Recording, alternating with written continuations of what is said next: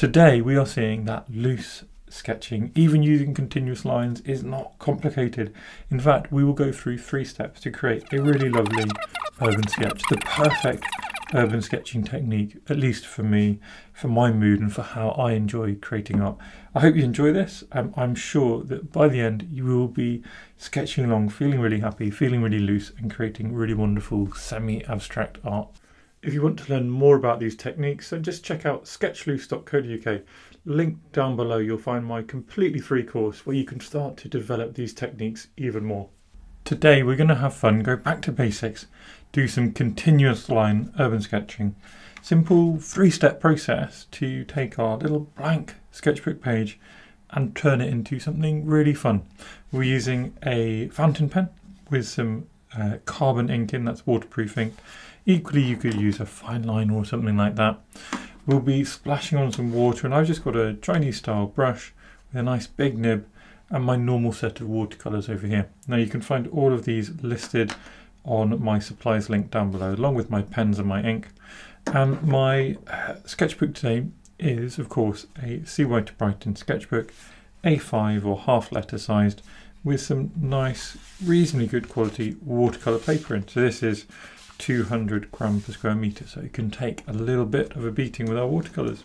Got some other little bits and bobs up here like Posca pens, which I might play with, we'll see. But with that, we're basically ready to go. So my scene today is from Keswick. It's got a nice feeling of perspective sort of flowing into the middle of the page, but also some elements at the back which break that perspective up a little bit. And we're just going to go for it. Like I said, it's a continuous line, so the start of that is of course our line. It's kind of a contour drawing, but the contour, so the outline that we're trying to find, is basically simple shapes. So we can look into the back and we can find we've got this square. That's the square formed by the blue structure, which is I think the windows of this building. It doesn't really matter what the structure is, you know, I can only just in the picture work out it's probably windows. And the key is being able to just find the simple shapes. So that's why I always call this the first step of this kind of process, shapes. And then we can find the other shapes. So above it we've got this rectangle with some other rectangles within it. Those rectangles of course being windows, but we don't need to draw windows, we just draw the shapes that we can see. Coming up here we've got some overlapping kind of shapes, haven't we? These little rectangles. Now they are bits of roof which are overhanging, and that's rather a complicated thing to try and draw, but you know what's easy is drawing some rectangles. So instead of trying to focus on the perspective and this and that, we just find the shapes. Similarly, we can find these shapes. We can go, right, these are basically just rectangles, but they're very thin. And as they come closer and closer, we start to be able to see them. They actually go up and down a bit, so that gives us a bit of creative license to move our pen around the page and not worry too much.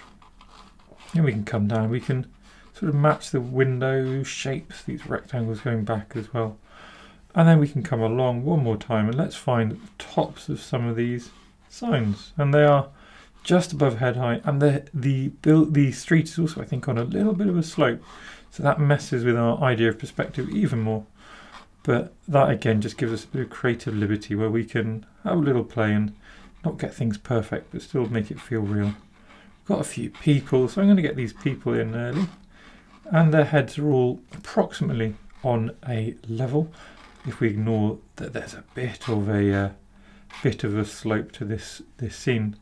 Today I'm really just going for the flowing sort of feel. I'm going to add in some extra people as well back here, and I'm just trying to fill up my page with lines because I think as we build in these lines it just adds a lot of fun to the page. It doesn't matter if they're not all totally purposeful in terms of generating a specific aspect I think of the scene, but they have a purpose in that they're connecting, they are adding interest to our page.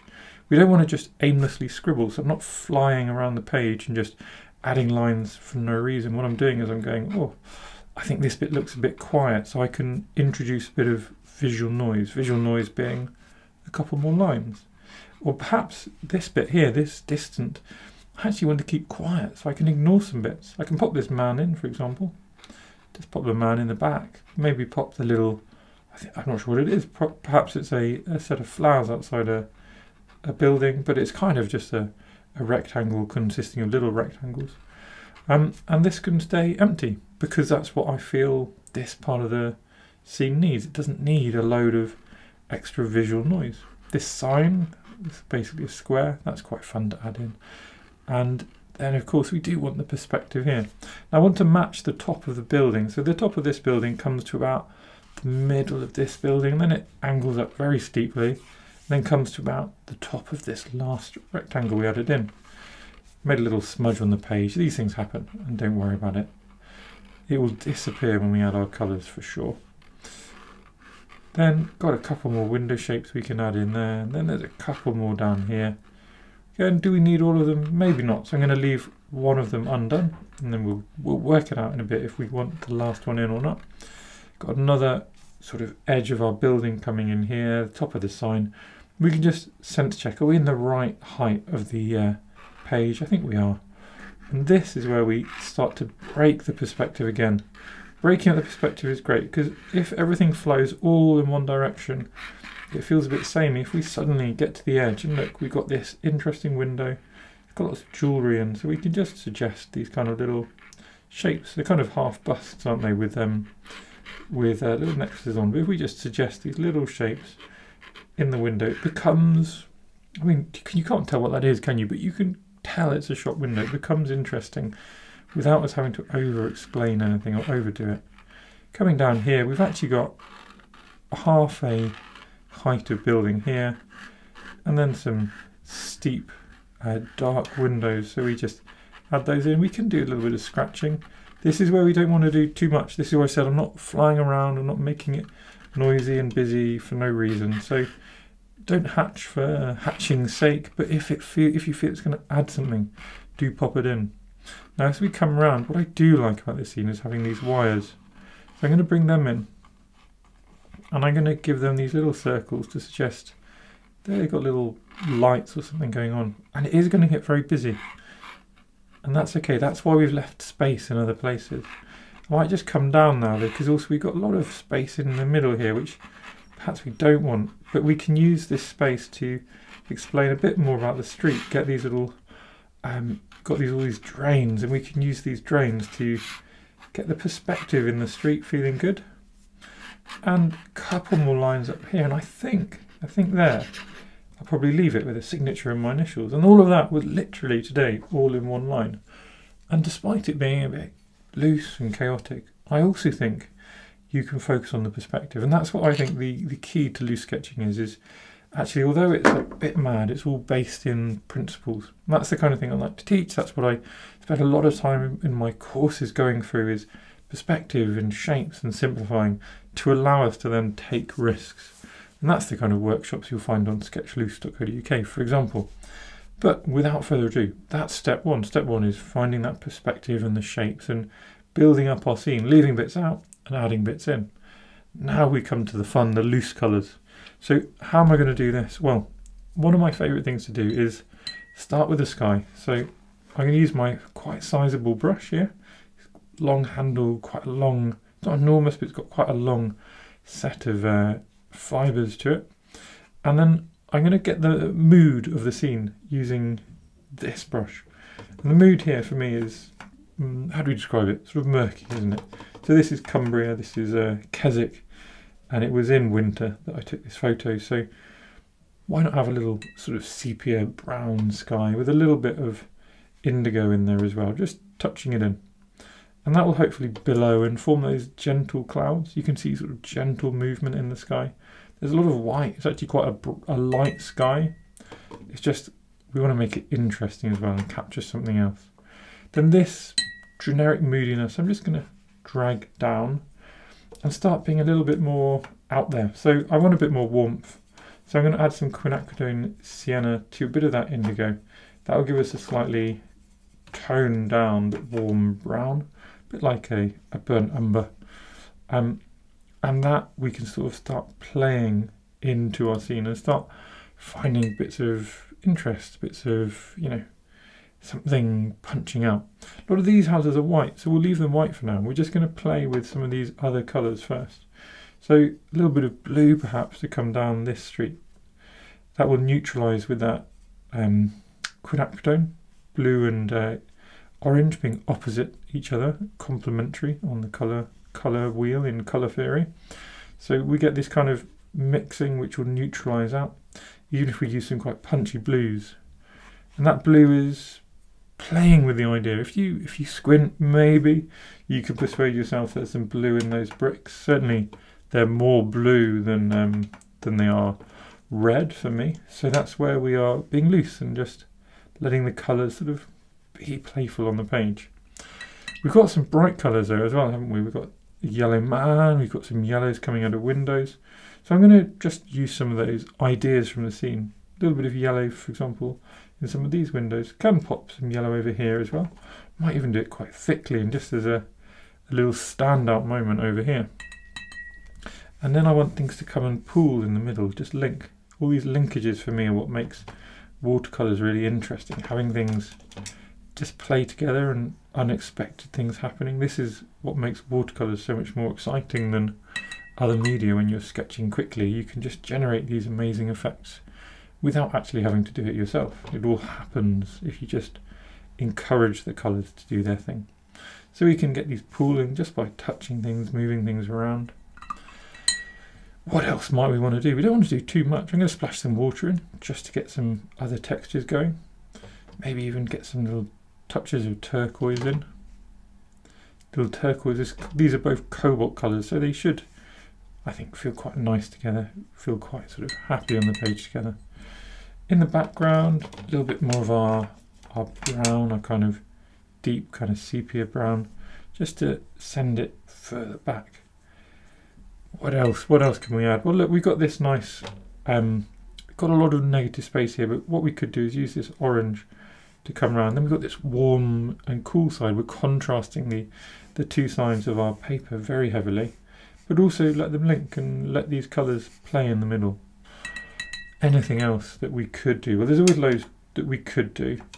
And this is where you just got to learn to see what your limits are. So if you think you finished, then you finished. If you're not sure what to do next, then stop and take a little break. I'm actually going to do the opposite of painting. So what I'm doing, I've got a bit of tissue here. Just going to dry it off, and what we can do is we can actually pull out little bits of light, just little chunks of light, pull that out of that background, and suddenly from this very loose wash, hopefully what we end up with is a sort of semi-structured set of walls and roofs emerging from the distance. That's probably enough of that. Don't want to overdo it. We can pull out little bits of light elsewhere, maybe this building as well. And then we can contrast that by actually popping in some deeper shadows. So I'm going to get a quite thick bit of my indigo, and that can be a shadow under there. It can be a shadow under here, a shadow under here. Little bits of darkness in some of these windows where they're not glowing, they can be deep and dark. And just like that, I think we're probably almost there. Now, something I love doing, and if you see my channel, you know I love doing this, is little touches of red into chimneys. So forgive me for just introducing these little touches of red here and there. To balance them out, probably want some other bright colours. So we got our yellow man here. This person can have a bit of yellow. This person can have a bit of yellow, and then we got a couple of other people who can have a little touch of red on them. These blooms of red, just want to control, and actually what I might do, angle my page heavily down, and then the reds will flow downwards rather than flowing upwards. And just like that, I actually do think tiny little touches, and I'm going to call that basically done. What we now need to do, that's step 2, that's our loose colours. What we're going to do is let this dry off, and then we can do those finishing touches, those little playful additions if it's needed. And here we go, we are mostly dry, not entirely, but mostly. And what you can see is when things dry, they fade and they flatten a little bit. So what you might want to do is just gently come in with another couple of layers of colour, getting some of these blues and these shadows perhaps just slightly more intense, maybe even popping in some rich blues and little splashes and layers in places. We don't want to overdo it. It's nice, it's simple. It's all about, this video is all about making these kind of loose sketching feel accomplishable. And what we don't want to do is come in at the last minute and make it suddenly feel like hard work and complicated. But a few little touches here and there might just lift it that tiny bit for you.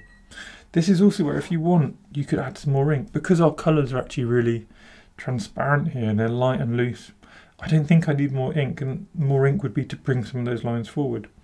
Or you can have some fun. So you could come in with a Posca marker, for example. That Posca marker will sit on the front of this image. So if I wanted to bring out these lights, I could come along with my orange Posca marker and just remember all these little lights we drew going into the distance. We could do that with a little bit of orange, maybe a little bit of blue. I've got a few others behind, so if I wanted I could get out some yellows and things like that. Bits of white even. Just little touches sitting at the front. Don't want to overdo it though, as we said, so maybe the last thing to do will just be enhance some of the reds of these chimneys. Do little touches along these wires. And maybe little touches on our people, just to have a few more of these little lines. Since we've introduced some acrylic lines, just a few of these more acrylic lines in a couple of places, so they're not standing up too much at the top. But just like that, I think we are done. Now I've already signed it in my line work, but if you have sketched along, do not forget to sign your work. Sense of ownership, sense of pride, I always think it's important. And when you're famous, this will sell for loads of money, of course. And with that, I hope you've enjoyed that. Do subscribe and click on your next video, which is coming up on the screen now, and I will see you in the next one. Happy sketching. So thank you everyone for watching my little sketching videos. If you enjoy my content, please do subscribe to my channel because it makes me really, really happy. Thanks again.